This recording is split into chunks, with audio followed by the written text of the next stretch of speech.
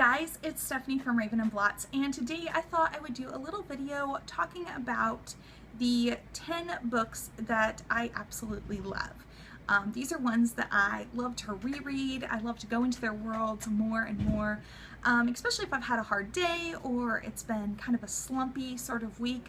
I will dive into one of these 10 books just to kind of get myself back on track. Now, these are not in particular order, and I'm going to tell you guys a little bit about the books, but they're really fun, and I hope that you guys kind of pick them up or get some interesting things. Some of them have been talked about on BookTube, I know, but some of them haven't, and I feel like they're kind of underrated ones, especially with who some of the authors are. That's just my opinion personally, but just because of who the authors are, I kind of feel like some of them are very underrated. Now, I didn't see if this was like an actual tag on YouTube. I did try to do a quick search, but if it is, please just let me know down in the comments below, and I'll give that person who created it total compensation, like, hey, yay, you did this, but I couldn't find it. All I could find was like the top 10 relevant book tag, and that's not really what I'm going for here. I'm just going for these are the top 10 most read books in my entire collection because I love to read and I love to reread. And when I buy books, I'm definitely going to be rereading them until they fall apart, like my poor copies of Lord of the Rings, which are being held together by duct tape, which is why they're not in this video. Actually, they're gorgeous copies. They're just not some of my favorite books. So these are in no particular order as well. Just saying, no particular order, because I'll say number one, but they're really not number one. So, the first book I have is Cards on the Table by Agatha Christie.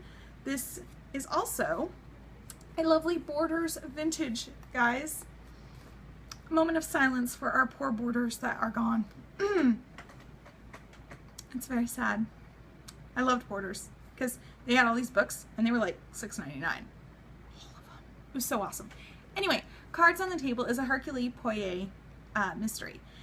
It deals with 4 people who could have committed the crime, and that's kind of why I like this one, is because it's different than most of the mysteries that Agatha does. And how she normally does it is she introduces the murder, does a whole bunch of people that could have done it, and then solves the murder. This one, you're basically told at the front of the book that this is not like a normal murder mystery. You don't have a whole bunch of suspects. It's going to be one of the 4 people that could be suspicious. So for me, I was like, I love this. I don't have to keep track of too many characters. This is the third or fourth book that I've read by, book that I read by Agatha Christie when I first started reading her. And I think the first one was Murder on the Orient Express. The second, I believe, was And Then There Were None. And then I think the third one was 13 Problems with Miss Marple. This one, though, is definitely my favorite. It's one I reread at least once a year because it's just so intricate and there's a whole bunch of twists, and every time you think it's somebody, you guess, and then you turn the page and you're like, oh, just kidding. But it's really good, and I really enjoy this one. It's definitely one of my top faves for a reason. The next one is The Sugar Queen by Sarah Addison Allen. This is basically an adult fiction. I almost called it something else, but it's not really what I was going to call it. It's an adult fiction, and it deals with 3 ladies called Chloe, Josie, and Della Lee.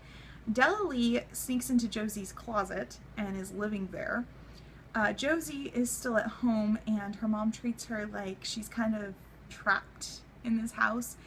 And Chloe has the magical ability that books just kind of come to her no matter where she is. So if she's in the middle of, like, say, needing to get a house, suddenly a book of being a first homeowners will just kind of appear. And I loved that idea. Sarah Addison Allen has a touch of doing a lot of fantasy with her work, but making it kind of realistic fantasy. So I really enjoy reading this. This is definitely one I read during the winter months because it mainly is set during like the snowy part of South Carolina and stuff. So love that. I'm like, yay, there's snow, and there's snow outside, but I can see in and read it and not be cold.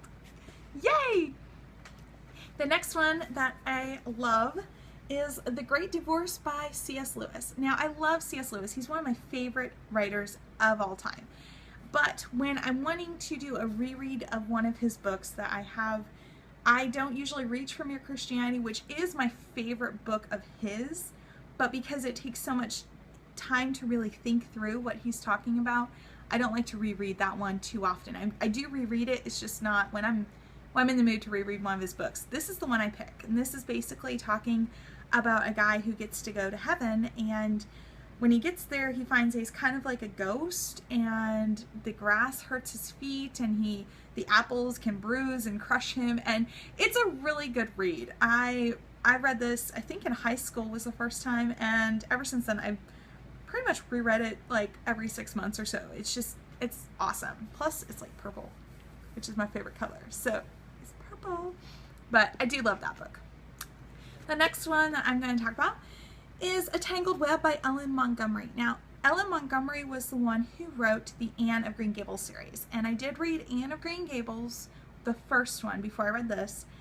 This one I just liked a lot because it had a lot more intricacies, and it basically deals with two families who they're so polar opposites, and they're only brought together by this one matriarch who dies, and it's hilarious. Like, I read this and I still laugh out loud years later, even though I've read it so many times. And I first got introduced to this book in the library, and I rented it and I read it and I loved it. And years later, I could not remember a single thing about this book, and so I was going on, I think it was Amazon, and I was just trying to find other books that she had written, because I'm like, I know as soon as I saw the cover I would remember it, because this is the exact same cover that the library had. And I was like, I just need to go scroll, and so I scrolled and was like, I found it, yay! And it was like $3, and I was like, totally buying you. But yeah, this is one of my favorite of hers. I love the Anne of Green Gables series, but this one really tops it because it's I don't have to read a series, honestly.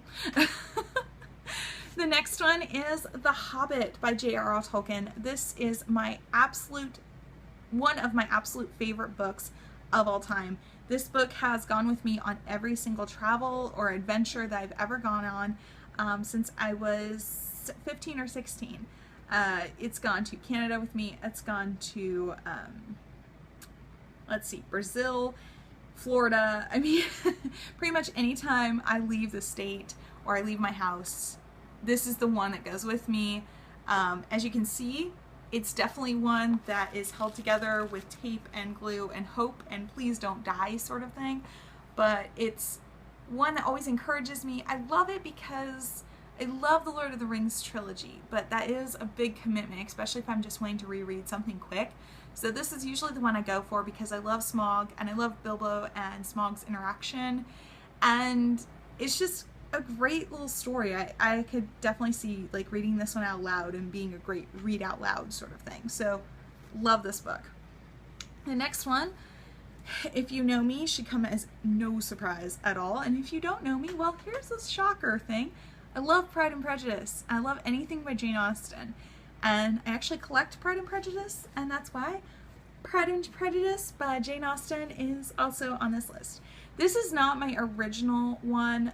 My original one when I was 15 I got, and I've read it so much and dropped it in the pool or in the bath so much that it's like dissolved. It's held together by tape. And when I went to pick it up to use it for this video, it decided to drop 3 chapters out. So it's sitting back up on my shelf and I'm not going to touch it because I'm like, ooh. So this one is also one of the copies that I own because I do collect the novels and I try to get different covers. But this is the prettiest one I own, so this is actually the one that I use to read Pride and Prejudice over and over again, because look at the end paper on this. Isn't that pretty? And it's got a little ribbon there. It's really cool. So this is definitely one of mine. Pride and Prejudice, if you don't know what this is, let's just go back to that. You should go and read this book, like now. It deals with Mr. Darcy and Lizzie Bennet and Mr. Bingley and Jane, and it's just a fantastic love story.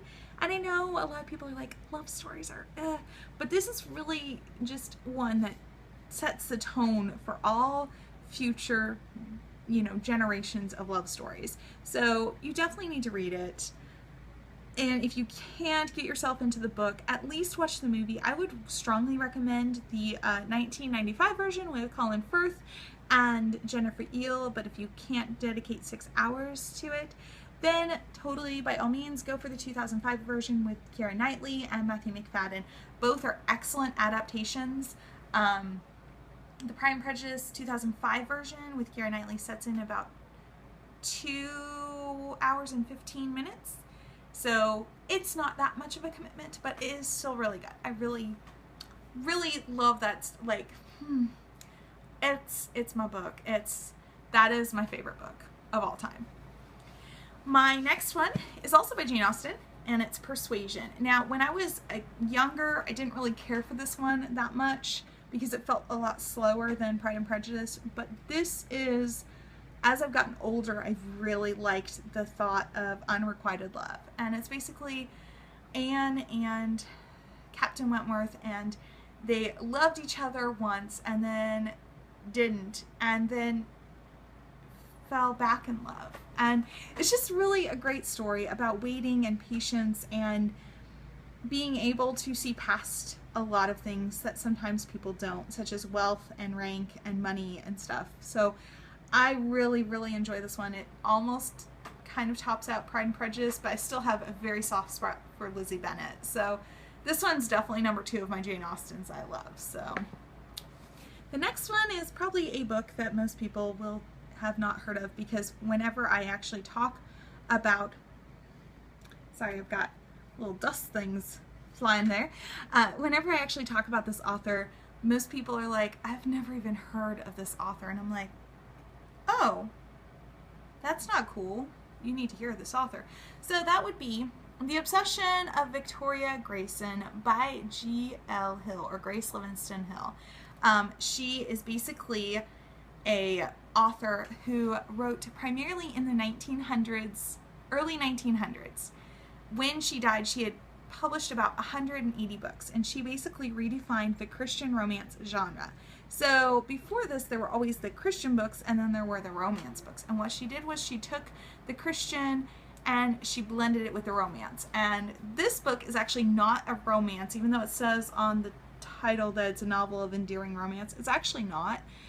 This one's one of my favorites because it deals with an aunt and her nephew who's left homeless, and she takes him in and kind of changes the town by taking in not only her nephew, but then she also starts to become friends with all the kind of quote-unquote bad boys that are around the neighborhood. So I really love this book, love this author. I've spent about 15 years trying to collect as many of her books as possible because they're all out of print. So it makes it really difficult to find them sometimes. So when I find them, I'm like, must buy them all. But I do love this book. I think they had the cover before she actually wrote the story though, because this doesn't deal with anything that's in the book. It's just a really good story. The next one is Let's All Be Brave by Annie F. Downs. This book is kind of pivotal to me. It basically talks about how to be brave when you're not feeling brave. Like, even the small steps are considered brave, not just the moving across the world brave, but like the, hey, let's go and talk to a different person today, or let's go on a random road trip by ourselves sort of thing. The small steps are always brave is what she basically talks about in this. I love her style of writing because she's very candid and she's very honest and open about a lot of things that I don't think many writers are anymore. So I really enjoy her book. It's one that I reread whenever I need to remind myself that I need to be courageous and kind of go for things that I normally wouldn't go for. I go for this one. The next book. Now, if you've seen any of my videos, you know that I push one book on everybody. And this is the one book. Goodnight Circus by Erin Morgenstein. I love this book. It's so good. It's, I think I even talked about it in my last book movie. What one was it? It was my Coffee and Books tag. I ranted about this one. So basically, it's an amazing book. You need to read it. It's so good. I don't understand why more people aren't talking about it, but it's awesome. You need to read this book. Whoa, sorry. I just kind of hit my camera and we good? Okay.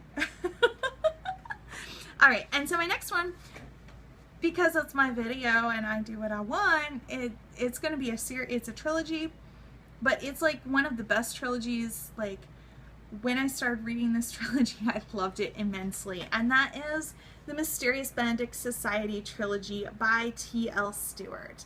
So you have the Mysterious Benedict Society, which is book 1. You have the Mysterious Benedict Society and the Perilous Journey, which is book 2. And then you have the Mysterious Benedict Society and the Prisoner's Dilemma, which is book 3. And I absolutely love this series. They deal with 4 children who are extraordinary. They all have different talents and ways of being awesome. And they also are, this is considered a not a young adult, it's considered a children's book and children's book story. And I absolutely love this book series. I started reading it when I worked in Borders. Yeah, I worked in Borders, guys. And I fell in love with these characters and with the way he writes, and it's just fantastic. They actually have a whole bunch of action in them, which a lot of people don't realize. And the kids actually beat the adult, and like they beat the villain, which is so fantastic. So I basically like recommend that whenever people are coming in trying to find books for kids. I was like, you need to try the Mysterious Benedict Society trilogy. It's so great. Now, I do have a couple of honorary mentions, basically, because I have a couple new books that have come out in the past year that I've read or a little bit before, but I've read them in the past year and I know I'm going to reread them again. So my honorary mentions are Finding Audrey by Sofia Kinsella. This is a really great book. I read it, loved it so intensely, and I definitely would reread that again, like over and over and over. I loved it. Next one is, of course, Jacobi by William Ritter. Like, if you have not read this book yet, you really need to, because I talk about this one like all the time. This and Goodnight Circus are my 2 that I recommend to people all the time. But you need to go read this book. Go buy that book. And my last one is Amy and Roger's Epic Detour by Morgan Matson. And I know I've mentioned this book before, but guys, this is such a sweet book. It's such a good, cute love story, and I just love it. And there's no love triangle really in it. I love it. So anyway, those are my 10 books that I would reread over and over and over again. And of course, I do have Harry Potter and the Chronicles of Narnia and the Percy Jackson and Olympian series and Fangirl and a whole bunch of other books that I would reread, but these are like the ones that are like my mac and cheese books that are absolute comfort food. I love them so much. So let me know what your books are. What books would you reread over and over and over again, no matter what, even if people kind of make fun of you? Go ahead and leave me a comment down below. Also, if you liked this video, give me a little thumbs up. I love those things. They make me feel so good. And you can also subscribe right down there. Anyway, guys, I hope you have an awesome night, and keep reading, you awesome dragons, you. Bye!